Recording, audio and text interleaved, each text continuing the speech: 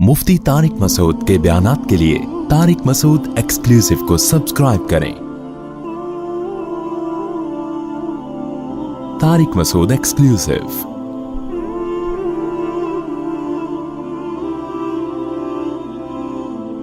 अल्लाह ने आदम अलैहिस्सलाम को जब बनाने का इरादा किया तो फरिश्तों को बताया कि मैं जमीन पर अपना एक नाइब बनाना चाहता हूं। कितना बड़ा ओहदा कि अपनी खिलाफत उसको दी जा रही है, नियाबत उसको दी जा रही है। खिलाफत का मतलब क्या है? ये जमीन पर अल्लाह का निजाम कायम करेगा। इस्लाम में हर आदमी अपने अपने तौर पर इबादत करता रहे, अपनी नमाज, अपनी ज़कात, अपना रोज़ा, जिसे पश्तो में कहते हैं अखपल तरीके से चलता रहे। ये मकसूद कायनात नहीं है, ये नहीं बताया गया। मकसूद कायनात बताया गया कि इस जमीन पर निजाम किसका होगा? अल्लाह का। रसूलुल्लाह सल्लल्लाहु अलैहि वसल्लम जब दुनिया में आए तो अगर आप सल्लल्लाहु अलैहि वसल्लम अपनी इबादत करते तो कोई आपको तंग करता? बोलो ना। आपने गारे हिरा में इबादत की है, किसी ने भी आप सल्लल्लाहु अलैहि वसल्लम पर उंगली नहीं उठाई कि आप क्यों इबादत करते हैं। आप सल्लल्लाहु अलैहि वसल्लम ने पूरी जिंदगी कभी बुतों की इबादत नहीं की। मुशरिकीन मक्का ने आप पे एतराज नहीं किया कि हम बुतों की इबादत करते हैं तो आप क्यों नहीं करते। ना ना ना ना, ये एतराज बोलो भाई नहीं किया। तो कहीं भी नहीं है। मसाइल सारे वहां शुरू हुए जहां आप सल्लल्लाहु अलैहि वसल्लम ने निजाम को बदलने की कोशिश की है। और फिर मदीना मुनव्वरा तशरीफ ले गए, वहां पर अल्लाह के दीन को बाकायदा अमली शक्ल में नाफिज किया आप सल्लल्लाहु अलैहि वसल्लम ने।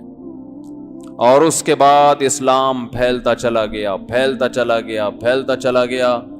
और बिल आखिर एक ऐसा वक्त आया थोड़े ही दिनों में कि मुसलमानों का खलीफा बादल को देख के ये कहा करता था कि तू जहां भी बरसे, जमीन के जिस खित्ते पे भी बरसे, मुझे परवाह नहीं है, खिराज मेरे पास ही आएगा।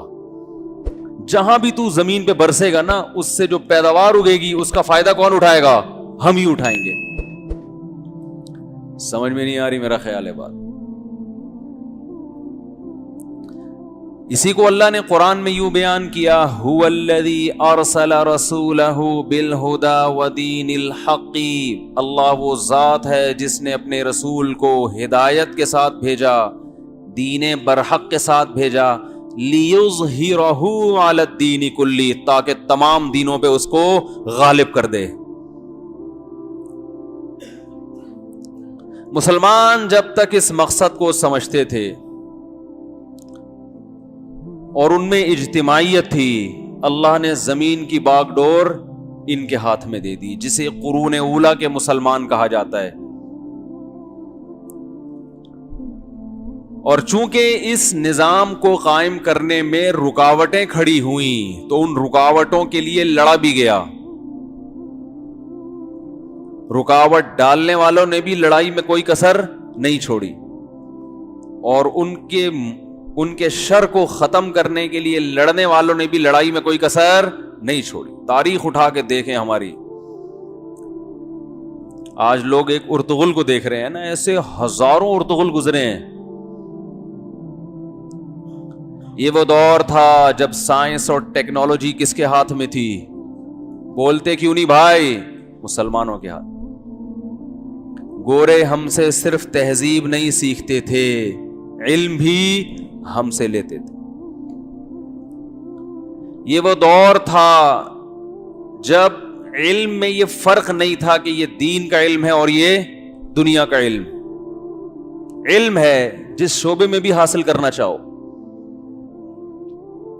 میں بار بار ایک بات کہتا ہوں کہ امام غزالی جیسا عالم دین جس مدرسے کی چھت کے نیچے بیٹھ کر عالم بنا، اسی چھت میں، اسی کلاس میں البیرونی جیسا سائنسدان بھی پیدا ہوا ہے. نہیں آ رہی سمجھ؟ البیرونی بہت بڑا سائنسدان تھا. آج بھی البیرونی ہی کی جو ایکویشنز ہیں ان میں ایک حرف بھی تبدیلی نہیں ہوئی ہے. کرو ٹریگنومیٹری کی ساری البیرونی کی ایجاد کردہ ہیں، سب اسی کو چلا رہے ہیں اب بھی، اور چینج ہو نہیں سکتی وہ. تو ایک ہی چھت کے نیچے مسلمان سائنٹسٹ بھی پیدا ہو رہے ہیں، مسلمان ڈاکٹرز بھی پیدا ہو رہے ہیں، اور مسلمان علماء بھی پیدا ہو رہے ہیں. کیوں؟ مسلمان یہ ذمہ داری سمجھتا تھا کہ زمین کی لگام اپنے ہاتھ میں لینے کے لیے صرف مولوی بننا کافی. مسلمان یہ سمجھتا تھا کہ زمین پر حکومت کے لیے، زمین کی قیادت، حکومت کا لفظ لوگوں کو برا لگتا ہے، قیادت کہہ لو نا. دنیا کا قائد بننے کے لیے، دنیا کی لیڈرشپ، بلکہ دنیا کو لیڈ کرنے کے لیے، دنیا کو رہنمائی دینے کے لیے، جب تک دونوں قوتیں، دونوں علم ہمارے پاس نہیں ہوں گے اس وقت تک ہم دنیا کو لیڈ نہیں کر سکتے، دنیا کی رہنمائی نہیں کر سکتے.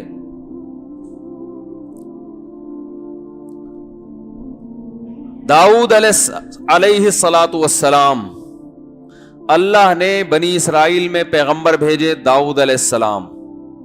داؤد علیہ الصلاۃ والسلام کو نبوت ملی تہجد کی وجہ سے نہیں، بلکہ میدان جنگ میں جالوت کو قتل کیا. انہوں نے میدان جنگ میں بہادری کے غیر معمولی جوہر دکھائے. آپ کی عبادت بھی بہت. وَقَتَلَ دَاوُودُ جَالُوتَ وَآتَاهُ اللَّهُ الْمُلْكَ وَالْحِكْمَةَ. اللہ فرماتے ہیں داؤد نے جالوت کو قتل کیا اور اللہ نے آپ کو علم اور حکمت عطا فرمائی، کمانڈر بنا دیا بنی اسرائیل کا.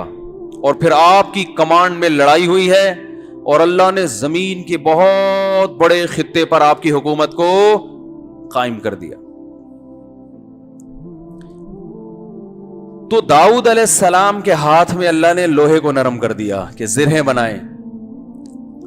اسباب کے بغیر، ٹیکنالوجی کے بغیر، اگر آدم علیہ السلام کی پیدائش کا جو مقصد تھا اس کو پورا کرنا ممکن ہوتا تو اللہ داؤد علیہ السلام کے ہاتھ میں لوہے کو پگھلاتا اور انہیں حکم دیتا کہ زرہیں بناؤ اور اسلحہ بناؤ.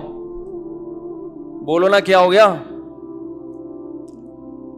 داؤد علیہ السلام کی حکومت قائم ہوئی، پھر سلیمان علیہ السلام کی، اور بالآخر پھر آہستہ آہستہ آہستہ آہستہ بنی اسرائیل کے ہاتھ سے دنیا نکل گئی.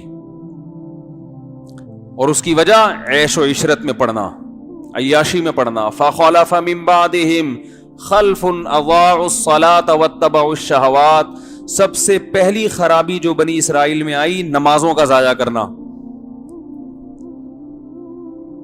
تو میں یہ عرض کر رہا تھا کہ دونوں علم اس زمین پر حکومت کے لیے، زمین کی قیادت کے لیے ضروری. اگر صرف مادی علم حاصل ہو، دنیا دین کا علم نہ ہو، تو انسان درندگی کی طرف چلا جائے گا. وہ لوگوں کی قیادت غلط چیز میں کرنا شروع کر دے گا، جیسے آج دنیا میں ہو رہا ہے.